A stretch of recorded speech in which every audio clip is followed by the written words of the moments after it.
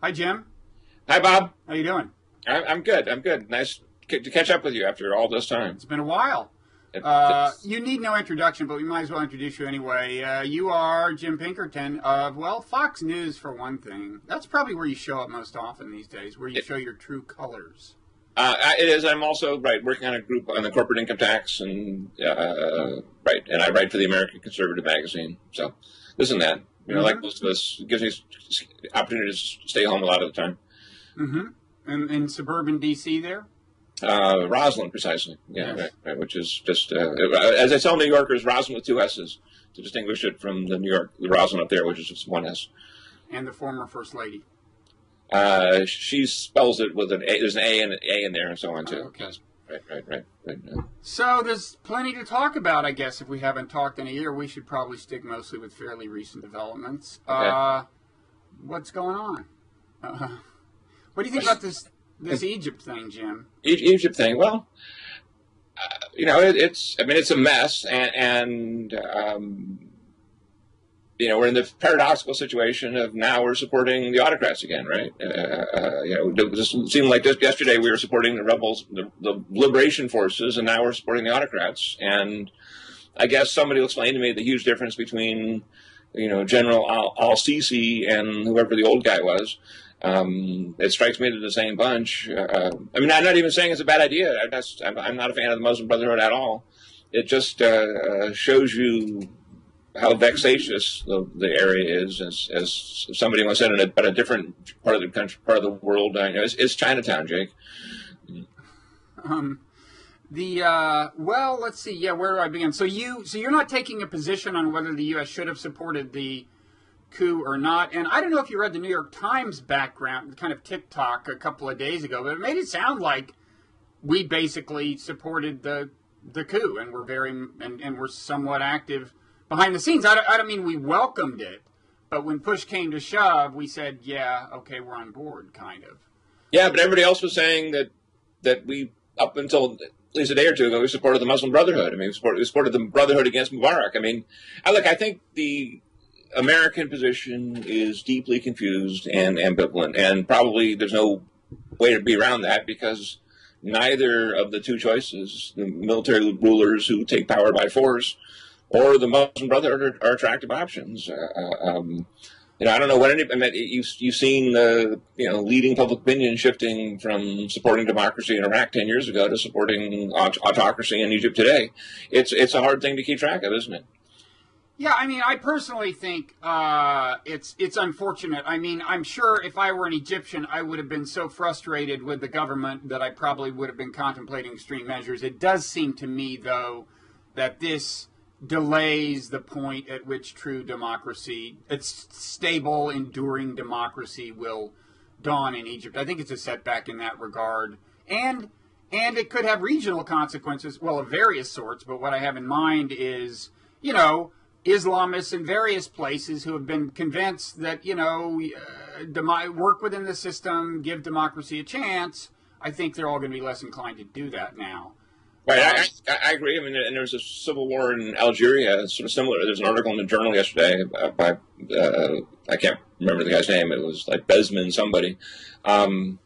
Said, look, there was the Islamists took power in Algeria. The army overthrew them. There's just 500,000 people were killed in the next decade. One of the issues Americans have to confront. This is where the weak education we get now as Americans on civics and American history and so on.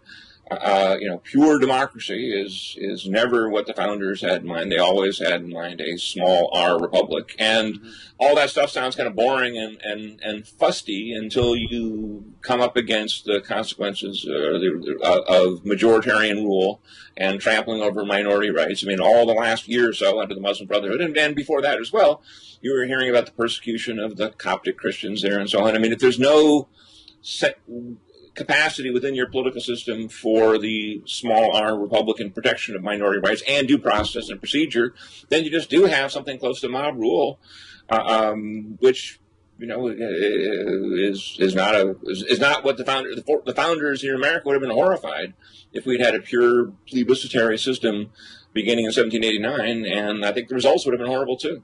But that is what we've wound up with here as well, wouldn't you say? I mean, in general, democracies have turned out to be much, I think partly for technological reasons, but have become much more like direct democracies, directly responsive to popular will on a moment-by-moment basis than was the idea, don't you think? Right, exactly. Fareed Zakaria wrote that terrific book a few years ago called Illiberal Democracy, in which he said that plenty of people, including Morsi in Egypt, are perfectly happy with elections, and they don't even mind running for re-election. I mean, if they get a chance, because they know they'll win. I think the average American would be horrified to meet the average Egyptian and realize that there's this sliver of modernity in Cairo and Alexandria, and then the masses of the country are Islamist. I mean, remember, the Muslim Brotherhood is sort of the moderate Muslim party compared to the newer party. Again, the old system was an emphasis on deliberation, separation of powers, all these sort of things that go back to Montesquieu. And the fact that Americans don't really, we're lucky enough to have those legacy systems in place, although, as you suggest, Twitter is probably attenuating it even here, but since we don't really know what we have here going for us, we were there sort of clueless about it when we tried to put it in place in Iraq or Afghanistan or something. Okay, look, we just have a majority vote, or whoever wins. And if we don't know it here, then it's not surprising we couldn't set it up there, and therefore we lack the kind of political imagination to see what might have worked in Egypt post Mubarak. Was that just a year ago now? And again, if we'd had a bunch of political scientists who sort of knew their stuff and could go over there and help them, they might not have accepted it, but it would have perhaps created a better system with more checks and balances than they've actually had for the last year. Yeah, well, the Constitution was kind of pushed through by Morsi, with a referendum, with popular support ultimately, but it was kind of drafted in haste by the Brotherhood, more or less. And one of the things the protesters want is a more three-dimensional constitution with a Bill of Rights. But I don't know. It seemed to me that they were basically on the path toward democracy, although he himself had authoritarian tendencies, as people in traditionally authoritarian states tend to have. And one interesting thing about both him and Erdogan in Turkey is they were on the receiving end of persecution for a long time. I know Erdogan did actual jail time. I think Morsi did as well. And their reactions to popular resistance are kind of parallel. I mean, I wonder if there's something about kind of being in jail at the hands of authoritarians that makes you, I don't know, skeptical of the idea of anything other than authoritarianism ever working. That's why South Africa will be remembered as having this miraculously good leader, Mandela, who spent, I think, 27 years in the clink, a lot more than Morsi and Erdogan combined by probably a multiple of quite a few. Yes, it is. Force begets force, and violence begets violence, and it was never in Egypt and Turkey. It's not really clear that Erdogan has small d democratic, small r Republican impulses. I think he feels like he's got the majority of the country behind him, and he probably does. And therefore he can ultimately squelch these protesters in once again the big cities. And if the Turkish, the AKP party has gone to a lot of trouble to decapitate the military in Turkey, not literally. And now we know why. Morsi can tell them why that was a good idea. Exactly. And so we shall see. I'm much more optimistic about Turkey. But on the coup issue, I mean, it's interesting the way it's kind of divided certain ideological schools, like the neocons. There are a number who are saying we should withdraw funding from Egypt until they have elections, which I don't think would work. But anyway, the point is they're against the coup, whereas some neocons are for it. I mean, it's one of these issues where it's hard to predict people's positions based on their ideology as you've known it. Are you for or against? You haven't yet declared. I think in the end, if Egypt is the linchpin of our strategy in the Middle East, blah, blah, blah, then, you ultimately have to be a realist about, look, the leader of the country is the leader of the country. And if we cut off aid, I did, again, I think I read the same New York Times TikTok that you did, and the phrase I remember in there was that the sort of the slang word for America in Egypt is mother, as in Mother America, as in we pay their bills over there. And, you hate to break up a family just over one little spat. One point back to Erdogan and Morsi, I was just thinking about, there was a political scientist at Oxford back in the 80s and 90s named S.E. Feiner, F-I-N-E-R, who wrote a 3-volume history of government, which is actually pretty darn interesting. And his point was there basically been 4 types of governments all through the 5,000 years of human recorded history, and he had his own little names for them. But as I remember them, they were autocracy, aristocracy, democracy, and theocracy. Autocracy being kings and dictators and emperors and commissars, and aristocracy being sort of distributed rule among the hierarchs, or oligarchy, if you will. Democracy, we know that is, and then theocracy, of course, is religious rule. And his point was, of all the 4, 99% of all the regimes in the world in history have been autocracies, and democracies are rare, as we've sort of divined over our own studies of history. But theocracy is actually extremely rare. There's just something about the theocratic personality that makes them poor leaders. And you think back to Savonarola, who lasted a year or 2 in Florence back in the 15th century. And I think the Ayatollahs in Iran are slowly being pushed out by the military.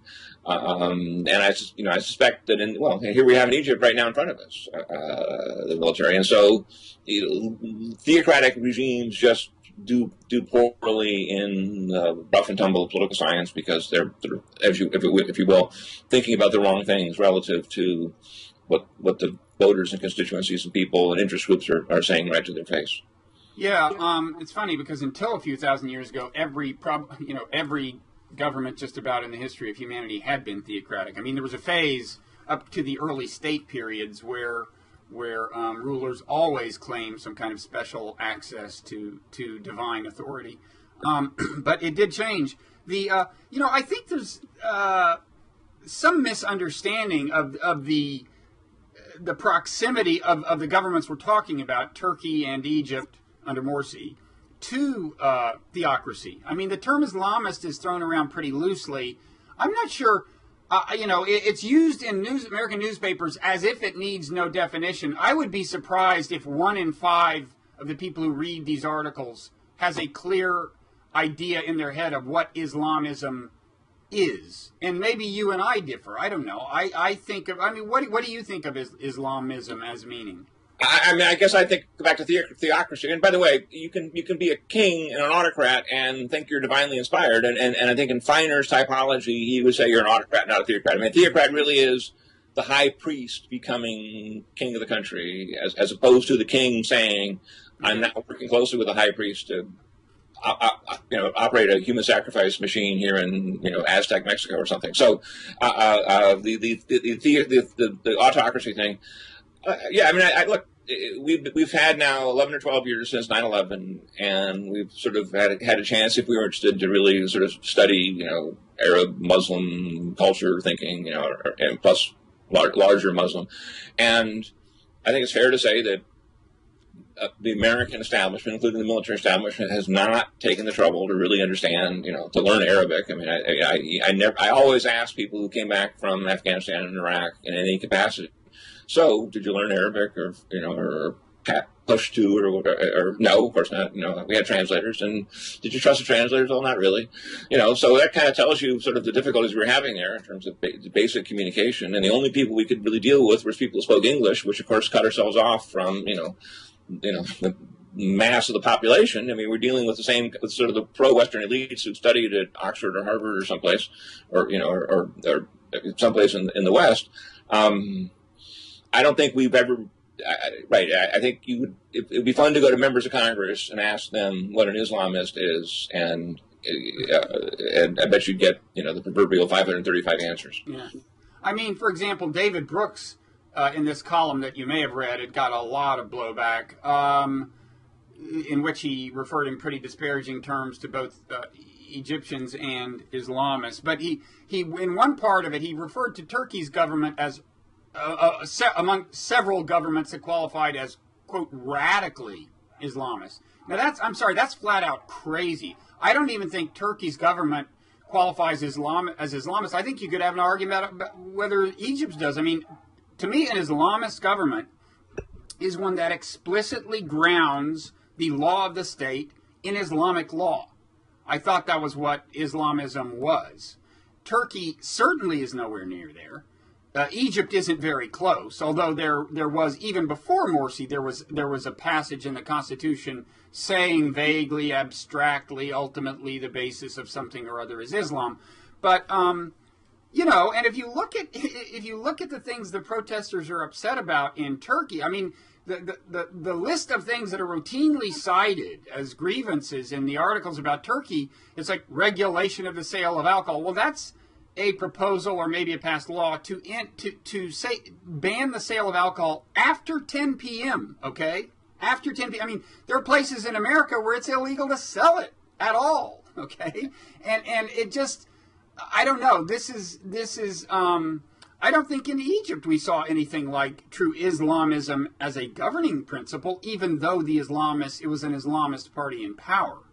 So I think that's an interesting point. I hadn't quite thought of it in those terms, but yes, the dominant, I won't say religion, but the dominant faith of the world is, for lack of a better term, modernity, right? You know, everybody has a car, and everybody has a TV set, and a telephone, and a computer, and, you know, I mean, almost anywhere in the world this side of, the South Pole, there is a class of people, large or small, sometimes the entire population, that is sort of, dealing with electricity and paying their cell phone bill and going to an office and typing something or making something. Right. I don't really feel that Morsi or Erdogan changed that. I mean, I think Turkey had been sort of a semi-middle class country before the Erdogan took power, and I doubt it's really changed. A lot of people go to Turkey and they say it's really nice, and that they're nice to tourists and so on. So, on those things, there is a kind of, you could make a list of sort of 20 characteristics of what you see when you walk around in the city, or for that matter, well, the countryside's probably different, but certainly the city. I mean, at airports. I mean, probably every airport in the world now is basically on the grid of, you have to stay up to TSA standards in terms of being screened and whatever. I mean, I don't pretend to think that it's not being adequately enforced. You always see the sign at an airport saying, listen, Mohammed Murtala Airport in Nigeria is not up to snuff and don't go there, and so on. But for the most part, yeah. We're all on the grid. We're all on the internet. We're all online. We're all tweeting. I was listening to some demonstration. Like a exposition on using social media to keep track of Islamists a while back, and you could look at the Twitter feeds down to the granular personal level of everybody tweeting in Tahrir Square. This is 2 years ago now. That was our surveillance, but our Twitter. But I suspect they have access to it too. I mean, I read in the news accounts that the Morsi people were looking at Google Maps to figure out the size of the crowds and stuff like that. That is modernity, right? I mean, you got to be pretty out there to say this is all the work of Satan, and not use any of it. And again, that's why a true theocrat doesn't stay in power very well. I suspect even if you can be accused of being a theocrat, you're in trouble in the modern world. I mean, nobody in America gets very far, saying that Jesus told me to do this, or I mean, everybody, American politics is about prayer and faith and kind of anchoring your rhetoric in the Judeo-Christian tradition for the most part. But if somebody got up and said, what would be an example? I'm waiting for lightning to strike my opponent down, because I know God hates him. That person would be out of politics and laughed out of politics within an hour or two. Yeah, although some politicians might, in talking about abortion, say they might cite a religiously based reverence for life or something, and I don't think they'd get laughed out of the arena. And one of the other of Erdogan's alleged sins was to express the view that abortion is wrong. I mean, he hasn't banned it or anything, and it was, I think it became clear that that would not be feasible, but, you know, he didn't say it was, he found it in the Quran. I mean, he seems to me in that regard exactly like a lot of American politicians, and in that he has a specific position against abortion. It is to some extent grounded in his religious faith.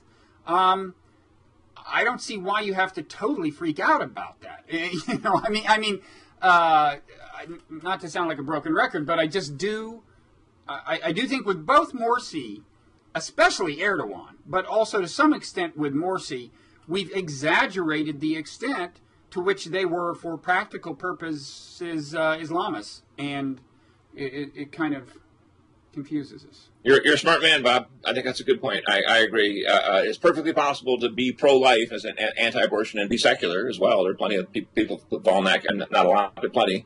Right. Look, everybody comes from a context, and every politician is going to get up and invoke the tradition of his or her country, people, civilization, religion.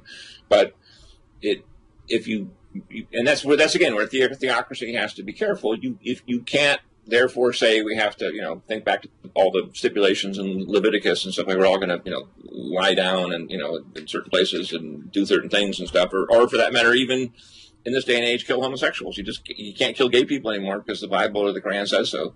You can't even massacre the infidels the way you used to be able to. That's kind of off. So yeah, modernity is displacing religion as the major force shaping politics just about anywhere you go. Mm-hmm. Did I sense a nostalgic tone when you said you can't massacre infidels anymore? Tim, was a tone of regret there. Because precisely that's why I brought up the issue of the U.S. Constitution and the respect for minority rights, including the infidels and their right not to be massacred. I think that is you have to get that understanding into people's heads before you can really expect the democratic process to work, whereby the people who lose the election say, okay, we lost the election, and our response will be to exit our political offices as opposed to massacre the people who beat us or try to. Mm-hmm. Okay, so what else is going on in the world? There's Snowden. I'm not sure I can predict your position on that. I mean, what do you think it should be? Tell me that. What do I think your position should be on Snowden? In Yeah. other words, what is my position? Of course, same thing. Yeah. I think my position is a little like what your position would have been in your libertarian days and may still be. I don't know. No, my position is a little more reserved than that. I mean, what I am sure of is that some of the stuff that has been revealed is stuff that we did deserve to know about. These are things that in a democracy should only be happening if the people approve of them happening. In other words, I'm not saying it's necessarily inexcusable for the government to be collecting large bodies of data like this, although I'm very skeptical that it's necessary. But anyway, the thing I feel sure of is we have a right to know in broad outline what kind of stuff is happening on this front. And to that extent, I'm a Snowden fan and defender, I guess. Yeah. Mm. Well, I mean, a couple points. One is people have sort of pieced together all this stuff and sort of being able to prove just with Nexus and Google that just about everything that Snowden has said has been in the public domain for a long time. What about the Verizon thing? The phone tapping stuff was in the New York Times in 2005. The guy Risen and Lichtblau won a Pulitzer Prize in 2006. That was when people were cheering on, including the entire mainstream media, were cheering on every possible anti-Bush revelation. The total information awareness program. I mean, going back 10 or 11 years. But that went down in flames. We thought it did, but did you really think it went away? Well, right. There you okay. Naively, yes. Naively, yes. Way veteran. I think all of us have kind of known in the back of our heads for at least since 9/11 that they were kind of that if we said the word terrorism on our cell phones or telephones for that matter or on the internet that the government would sort of flag it. I mean, I've always thought that way, and so I just think it's a little bit precious to be up in arms over this, and a little bit, an informed citizenry. But Jim, if that's true, then it's a little precious to be up in arms about what he disclosed. What you're saying is he, in effect, disclosed zero, right? Right. I am saying he disclosed zero, and I'm not. But I'm saying he put it in a package. Look, everybody in this world thinks about media presentation and how to organize your thoughts, and journalism is all about putting that paragraph and up top and so on. I think Snowden made it user-friendly to know all this stuff and have all this stuff. And I also think it's pretty clear by now that he's a malevolent force. If he'd wanted to be a whistleblower, he could have resigned his job and whistleblown and been like Daniel Ellsberg and stuck around, and they would have put him on trial. And Ellsberg never spent a day in jail. I can't remember what it was, 1971, whether he had a hung jury or an acquittal or something, but certainly Ellsberg went on to have a great career as a... And by the way, I admire the man very much as a kind of all-purpose, talking head when it came to these kinds of issues. And he was also involved in anti-nuclear power stuff. And so he's been busy for 40 years now as sort of a liberal libertarian pundit. Snowden chose a different course, didn't he? Snowden chose to seek refuge in the arms of, the Red Chinese and the Russians. And by the way, if he ends up in Venezuela, I'll predict he's back in the U.S. in 5 years, by the way. I think the only places to keep him safe would be China or Russia. Well, wherever he goes, he has to fear a change of regime, right? I mean... Exactly. Yeah. And I think it's serious enough that I wouldn't be surprised. If he goes to someplace like Venezuela and is observed walking around, I think the SEAL Team 6 will try and grab him. I really do. Oh, grab him. Yeah. God, I wonder about that under Obama, maybe under another president. But I said 5 years. 5 years. 5 years. Yeah, when you get a Republican. Yeah. Well, or Hillary Clinton. I mean, whoever. I mean, I just think John McCain would go down personally. He would be part of SEAL Team 6. Right. And so I do think that Snowden lost a chance to claim whistleblower status when he fled the country. Martin Luther King stood there and took it and John Lewis and all the other heroes of the civil rights movement, as opposed to going to Russia to get help from Khrushchev. Yeah, I mean that's a kind of a separate question. I mean, whether he should have surrendered or else just maybe stayed in Hong Kong and just fought through legal channels or something. But yeah, I think he would maximize the admiration he had for me if he just stayed in America and said, "Come, lock me up. I'm going to jail on principle." I agree.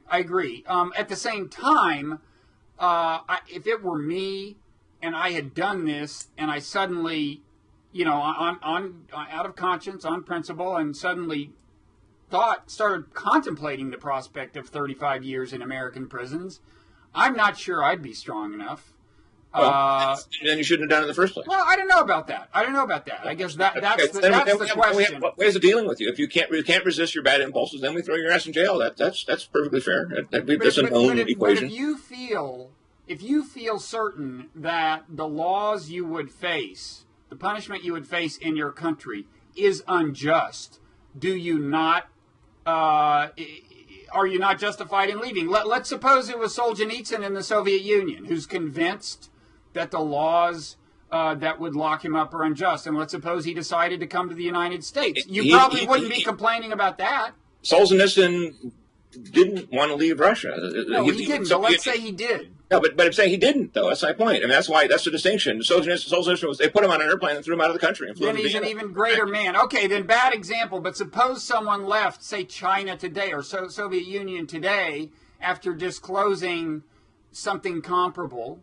You probably wouldn't say that's so bad, right? Well, I probably wouldn't, but I'm not really looking out for the Chinese and the Russians' interest. I mean, they're not really friends of ours, I don't think. But but the point I'm making is who is there? You can make the case that his imprisonment would be unjust. It's not an outlandish. No, that's right. You can make the case, but you can also make the case that you can't have 29-year-olds making these kind of national security things. We do elect governments, and back to small d democracy again. We elect these people, and the Obama administration made the point over and over again. Like, we briefed Congress. We did it.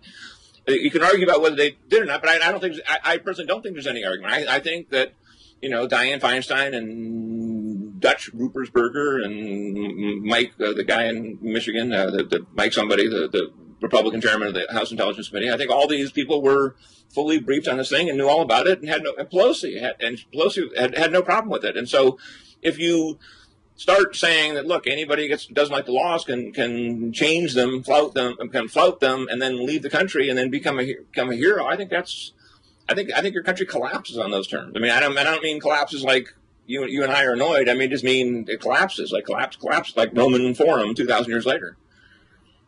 Well, I'm not saying anyone who doesn't want to go to prison has a defensible, an arguably defensible case. I'm talking about a special, very special category of crime, which is what is arguably whistleblowing is what I'm talking about. Okay, look, I would think it's also, by the way, let's not lose this chance to say how heinous it is that, according to the Washington Post, the company is called USIS. It's all the Washington Post, so don't sue me, folks.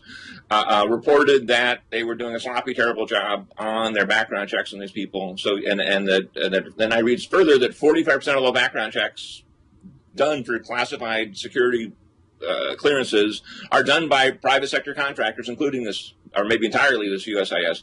I find that an amazing breach of every kind of commonsensical procedure about how you would keep things secure by having contractors vet contractors. I think in your small R Republican republic, there is a value in putting on the uniform and taking an oath and doing all the other sort of mumbo jumbo things that remind you that in fact you're not supposed to be a punk and leak everything you do and then skip the country. Yeah, on the contracting issue, I mean, in general, it just seems to me we contract way too much stuff out. All these, the people in Iraq, walking around with M16s. I think if you're in Iraq walking around with an M16 and you're American, you should be an employee of the American government. That's my view. As opposed to contract, right? A direct employee. I mean, in the Army. Right, are the services. I agree. I think it's atrocious. I think it sort of speaks to, again, this sort of. I mean, you want comparisons with ancient Rome. I mean, it's like when you start contracting out your kind of military services. I mean, that may be a sign that.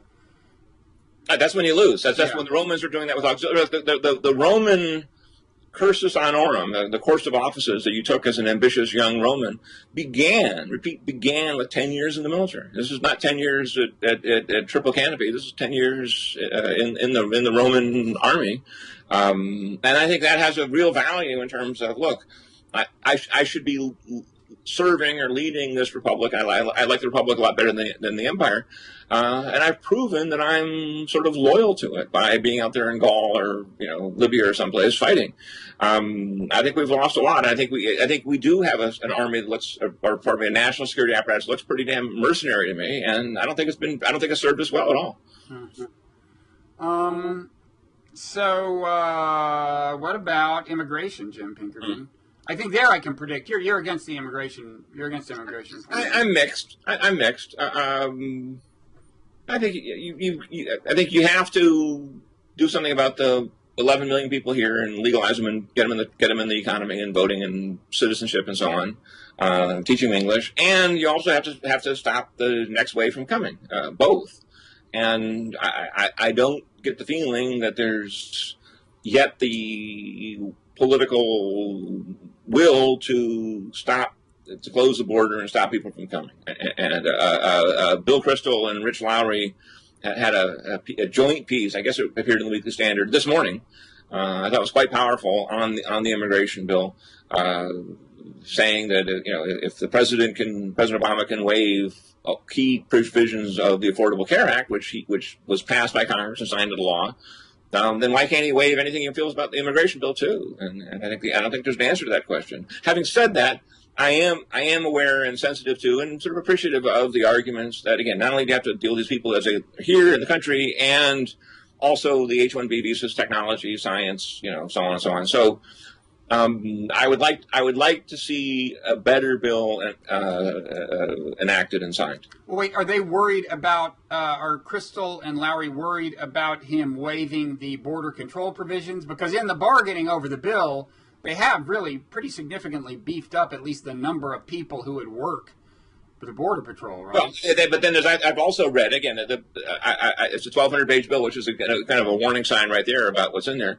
that I've read that there's a provision in there where the Homeland Security Secretary can just waive the border fence issue if he or she wants to. Just waive it. Say, well, we're not going to do that. Now, again, this is all buried in, paragraph 36 of subsection 46 and so on. So this thing's probably open to interpretation. But the example that Crystal and Lowry used was E-Verify on unemployment, and if you just waive that, I mean, look, it's just not the first time. Remember, the Obama administration waived the CLASS provisions of the Affordable Care Act right away. It was passed, the bill was passed in 2010, and within a month or two, they said, well, the thing about long-term care, whatever, CLASS is an acronym for something, that had been near and dear to Ted Kennedy. Of course, he died a few months before.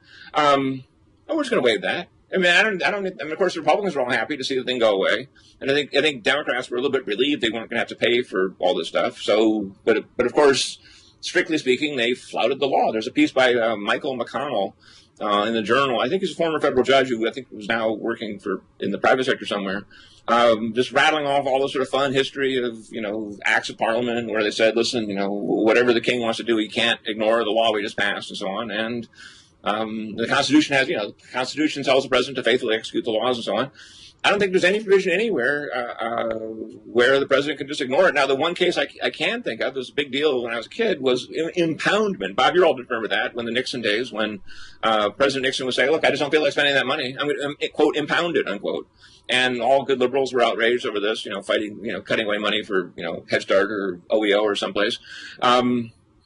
But eventually the courts ruled on it and said, no, the Congress passes, you can't, quote, impound it, unquote. And I don't, as for reasons we said earlier about the decay of our, small r Republican institutions, it doesn't seem anymore that the courts or public opinion are exercised when the chief executive says, look, I know everyone passed this law and signed it, and it's in the Federal Register, but I just don't feel like enforcing it. I think that's kind of not a confidence builder for any immigration bill. Well, so I didn't read the Crystal Lowry piece, but I take it they are flat out opposed to the bill? They are flat out opposed to the bill. And if so, I take it they do not share the judgment that for the bill to go down is fatal to the Republican Party. And I take it you don't share that judgment. It's a pretty common judgment that it would be really bad news for the Republicans. Pretty common judgment where partisan Democrats tell Republicans, look, this is what you need to do, for your own bill. Look, again, I support something happening. I want to emphasize that. I support that. I do think that Republicans have to do better among Hispanics and so on. And so I'd like to see something happen. I just think that a fake bill that has fake border security will not only not solve the problem, but will also blow up in the Republicans' face and ultimately sort of blow up in the Democrats' face. I mean, if the American people figure out that yet again Washington has, not to put too fine a point on it, lied to them about something important, I think that'll be harmful to any incumbent. Other than Luis Gutierrez, whose constituents will cheer because they're all their relatives will get to come too, and that's just not a good way to run a country. And at the moment, don't the odds seem to be against the bill passing? Is that your? I don't think this thing will pass. I do think that in the 113th Congress, which expires January 2015. I think there's a pretty good chance something will in fact get enacted. Okay. Just to, I want to get back a little to foreign policy. What's in the Republican Party? Several years ago, we started hearing about a split. Rand Paul might represent this split. Much greater skepticism about military intervention than we were accustomed to in the recent Republican Party, at least. Although, if you go back far enough, there's a lot of skepticism about intervention in the Republican Party. How is that looking to you? Because I would say to me, Egypt just looks like another example of where, both Afghanistan and Egypt right now, you just look at them and go like, I don't see how we win. What good is all of our involvement here doing? And of course, it was only military involvement in the case of Afghanistan, but in Egypt, it's this kind of quasi-imperialistic attempt to pull the strings. from behind the curtain, and I just more and more am not seeing this stuff working out very well.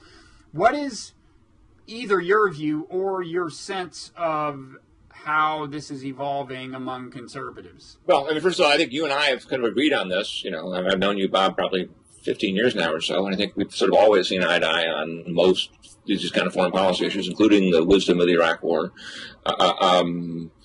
I think the Republican Party, post-Bush, since '09, has regained a lot of its, what I would think of as right and proper skepticism about foreign involvement. I mean, it was interesting to see that Roger Ailes, Fox News, put a blurb on Rachel Maddow's book called Drift, if you remember. That was published, a year or two ago. And Matt, it was a pretty good book that Maddow wrote from MSNBC. And it's kind of remarkable just in and of itself that the head of Fox News would blurb a book from a rival network's key talent. But Roger, thought it was a good book, and she asked, and she made the point that we, as Americans, we shouldn't get into these wars, and we sort of drift into them, mission creep into them, and the next thing you know, we're sitting there in Vietnam or Iraq or Afghanistan or whatever the case may be, Lebanon back in 83 and 84. And not really having thought through the mission very well. And I think the Republican Party is, and certainly Rand Paul is a big part of that. I do think that what made the neoconservative movement so powerful 10 years ago was this fusion that it had of Republican hawks who sort of like to bomb people and bomb things, and liberal hawks who want to liberate and democratize and empower women and educate and so on and so on. And so, Douglas MacArthur meets, Hubert Humphrey, and you get a powerful coalition. I don't think that coalition exists anymore.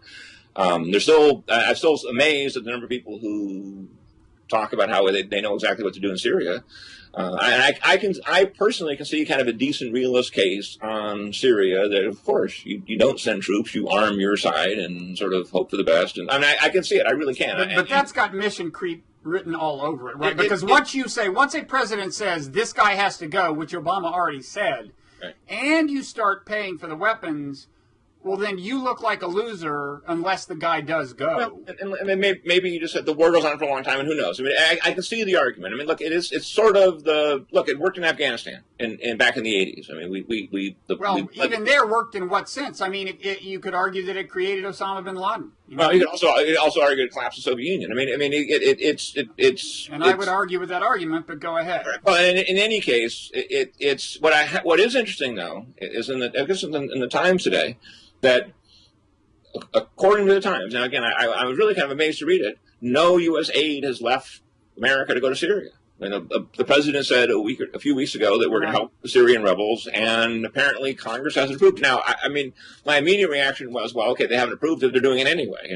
Under some sort of black ops executive order, they've simply said, well, of course we're funding it, and I'm still not convinced that this, DynCorp or Triple Canopy or Blackwater or Z isn't now, helping the Syrian rebels on our nickel. But maybe I'm wrong. Maybe these, I'm old enough to remember the Boland Amendment from the 80s against aid to the Contras. Maybe somehow this is sticking, or maybe it's not. There does seem to be a lot of pushback on Syria, which again, I mean, well, that's a question. I read the same story you did, but I didn't have time to read it closely, about how suddenly there's supposedly some resistance in Congress, at least at the committee level, to getting this funding for weapons in Syria through. And I was going to ask, is that a sign of exactly what we're talking about, growing skepticism among conservatives? I don't know at all what the politics are. Growing skepticism among Democrats. Remember, the Neutrality Acts of 1934 and 1936, I think they were, in the new, those are Democratic Congresses passing them. I'm sure, I don't know the voting breakdown back then, but I imagine the Republicans all voted, in the wake of World War I, opposing another European war. But, the Speaker of the House was a Democrat, and so in other words, there's a lot of Democrats who aren't too keen on any of this too, and so I think you're seeing a good, healthy learning process. I mean, I think that and I just saw we saw the same story as well, that the Obama administration is at least threatening, Karzai in Afghanistan with 0 U.S. troops at the end of 2000. I guess at the end of 2014, if I read it right. I would love to see that personally. Yeah, I mean, I think most Americans would. Just get out. I mean, it is just. how could you argue that our continued presence in Afghanistan is not likely to lead to more bad than good for the U.S.? I mean, it just, what good has come from that whole mess? I mean, well, that's the question the Soviets are asking, and now the Russians. I mean, it's again. On the other hand, we can't be naive about this, and we can't completely ignore the idea that we're supposed to win, not lose, and then figure out ways to do it. And so, for example, right. The Korean War was extremely unpopular in its day, and now is looked at as pretty good, and South Korea is a key ally, and so on. Yep. And if we hadn't defended Korea, Japan would have probably, might possibly have gone communist as well somehow. So it's. Yeah, but that was a different kind of enemy, right? Right. The issue is, can you figure out a way? Look, what is clear, even a hawk on Iraq and Afghanistan would have to concede that when American casualties get above a certain number, the number 1,000 sort of sticks in my head from the Iraq War, and we passed the 1,000 KIA mark in Iraq and somewhere in 2004. And at that point, the war turned south, and I think we're now at like 2,200 or something in Afghanistan. So, and of course, that war's turned south too. So we have to be thinking of, better ways to fight. And I've written about this in various places. Why aren't we? I saw the movie Iron Man, all three of them actually, and I thought, well, why aren't we doing that? I mean, where's that kind of technology here? I mean, where's the kind? If you really want to do shock and awe, shock and awe. I mean, bombing people is no longer shock and awe. They know they've been. Cool they know what it's like. They know what it's like to be under B-52 strike. My line is that this enemy, our so-called enemy, I mean, and terrorism is a real thing. There are terrorists, and it's bad. But what is the lifeblood of that movement?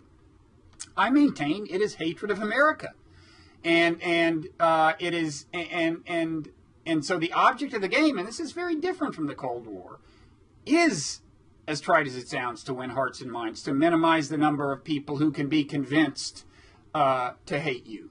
And almost everything we do in reaction to the threat of terrorism leads to more people hating us.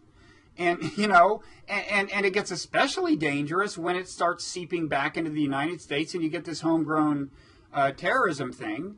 And if you look at what the terrorists and would-be terrorists say, they are inevitably saying that they are motivated by American foreign policy. They always mention... You're thinking perhaps of the Tsarnaev brothers.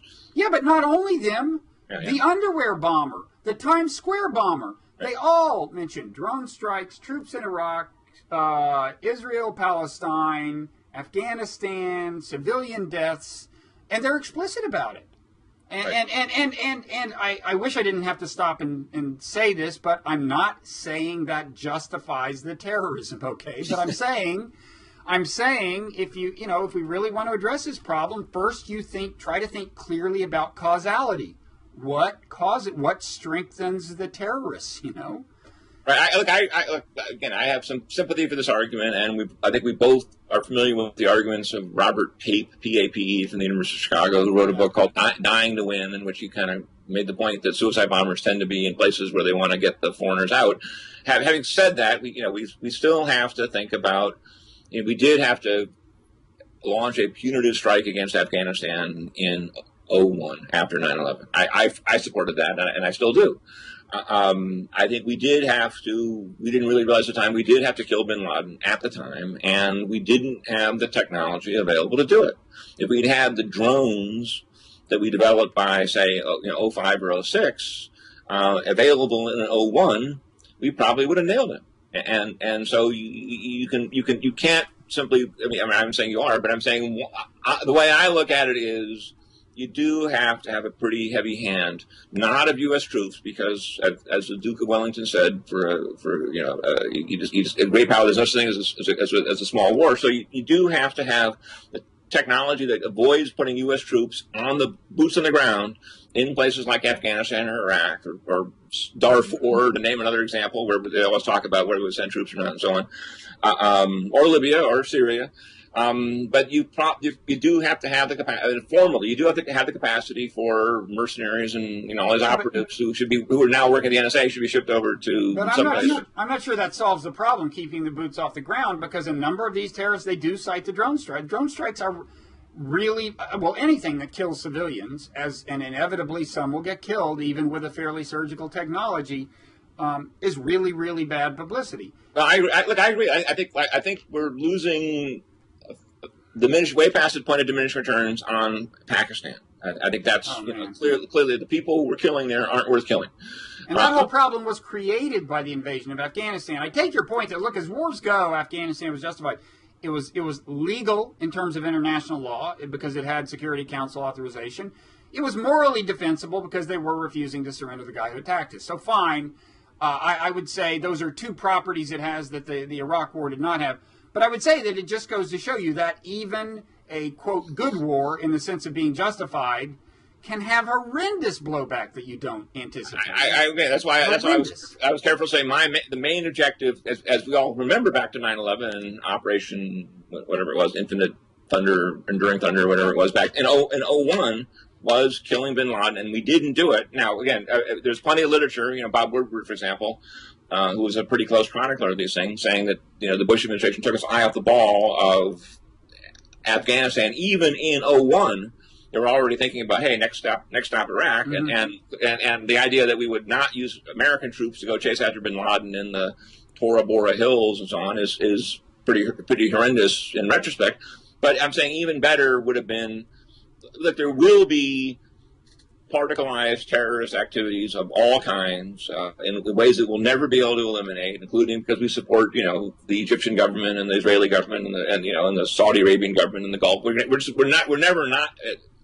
Even Rand Paul could never pull us out of all the places where we're operating on, where somebody won't like it. And so, my point is, we need to be thinking ahead about what's the next generation, wonder weapons that will make these that really will put the shock and awe back in shock and awe. That's my own sort of World War II-ish point about when you fight well, and preferably from above as opposed to slogging through barbed wire in trenches. Yeah, well, I was with you through the part where you said we should think ahead. I'm in favor of thinking ahead. I'm not so in favor of shock and awe. I just, it just seems to me really. First of all, let me say that to refrain from all military intervention and all behind-the-scenes power manipulation of, and orchestrating the rising and falling of regimes, to refrain from all of that, I'm sorry, is not isolationism if you are actively engaged in the world in the sense of fostering commerce, using global governance to solve international problems, environmental problems, and non-proliferation, blah, blah, blah. That's not isolationism, okay? Well, okay, but look, the Islamists are about to, or whatever you want to call them, are about to take over Mali, okay? The French intervened. Should we support them or not?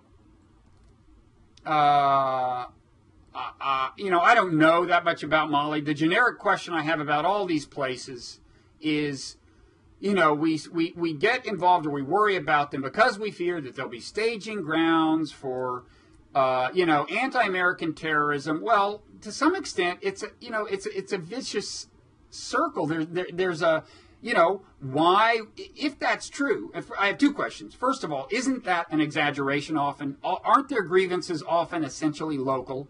Not to say they're good people or that they're the side we should support, and there are certainly things we should do to undermine them, okay? But the first question is, to what extent are they really America's enemy as opposed to someone else's enemy? Second question is, to the extent that they are America's enemy, isn't that because we keep intervening in places like Mali? I mean, at some point, don't you have to say, let's just stop and let it play out, and eventually it will go away, Well, I'm not sure. The Dark Ages went away after 500 years. I think in the case of Mali, I think it probably is mostly local, and we sort of put labels on people like pro-American. They're like, look, I'm old. You and I are old to remember Vietnam, and we were assured that the South Vietnamese were pro-American, and actually most of them kind of were actually. But nonetheless, he's our guy, so he's a Democrat. He's their guy, he's a dictator. But in the case of Mali, just to take an example, because it's, the left-wing government of France said that they have vital national interests in stopping the Islamists from taking over Mali. They went in with troops, and then with only a handful of casualties, as I know about it, pushed them back. And I thought it was right and proper that we would help somehow. And I think it's even possible to imagine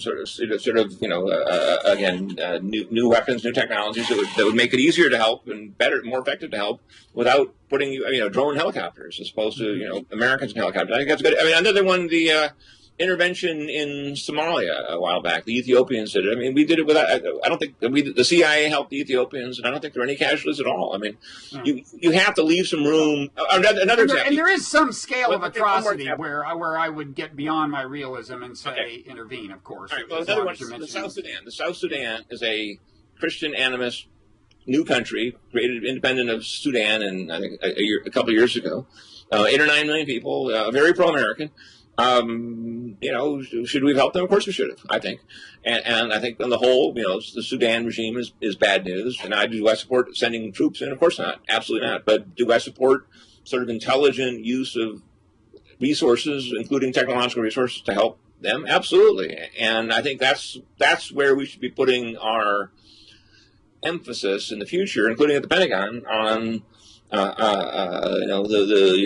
have drones. Why not little nano drones and stuff that really could be pinpointed and precise?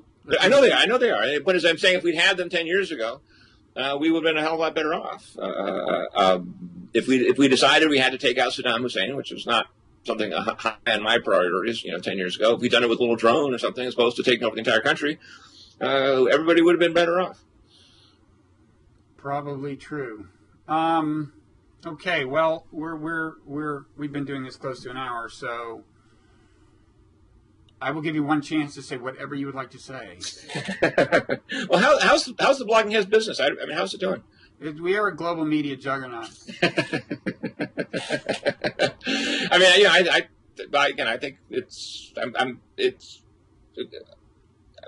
I don't have anything to global media juggernaut is the phrase that's escaping you, Jim. Exactly. I work at Fox News, and we always think to ourselves, well, how could we ever catch up with Blogging Heads? Give it up. Give it up. I have nothing else to say other than I'd ask you how the New America Foundation. Are you still part of the New America Foundation? I am at the moment. Yes. Okay, I'm happy to say we have a new leader. A proponent of intervening in Syria. She is. Yeah. So I wonder if this little part of the thing we'll get on the show. I didn't say anything bad about it. Some of my best friends favor intervening in Syria. Actually, she lives down the street from me. All right, got it. So what's your next book, Bob? And then I'll let you. What's your next book? It's on Buddhism. I don't think you want to start this conversation. Buddhism. Buddhism? Yeah. Wow. The child of the Bay Area comes out and you. Anyway. Yeah, that's where it all started. I lived in San Francisco in 1969, man. The rest was inevitable. The rest was ordained. Everything that explains everything. Although my father was in the military, so right. It wasn't your typical flower child. Yeah. So thank you, Jim. Thank you, Bob. Let's do it. Let's not wait another year for the next one. It's a deal. Thank you. Okay. See you. All right, bye-bye.